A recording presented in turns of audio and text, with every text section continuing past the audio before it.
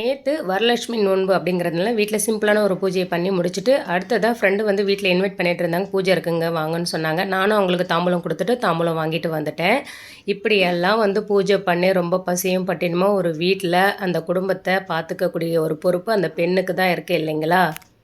இதனால் நான் என்ன சொல்ல வரேன்னா, ஒரு ஆணுக்காகவும் வரலட்சுமினா எதுக்காக அந்த விரதம் இருக்கிறாங்க, நல்லா லட்சுமி சேரணும், பணம் சேரணும், பொருள் சேரணும், அதே மாதிரி கணவனுடைய ஆயுள் நீடிக்கணும் அப்படிங்கிறதுக்காக தான் இந்த மாதிரி பூஜைகள் எல்லாமே செய்கிறது. ஆனால் அந்த கணவன் ஒரு பெண்ணுக்காக இந்த மாதிரிலாம் பூஜை செஞ்சு எங்கேயாவது கேள்விப்பட்டிருக்கீங்களா?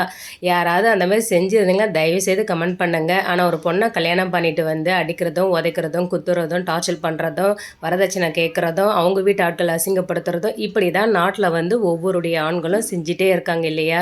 ஆனால் பெண்கள் ரொம்ப பூஜையும் பயபக்தியோட புருஷன் வந்து நல்லா இருக்கணும் அப்படின்னு சொல்லிட்டு நல்ல மங்களகரமாக அன்றைக்கி வந்து தாலி எல்லாமே மாற்றிக்கிட்டு ஆசீர்வாதம் வாங்கிட்டு இருக்காங்க இப்போ இருக்கக்கூடிய பெண்கள்.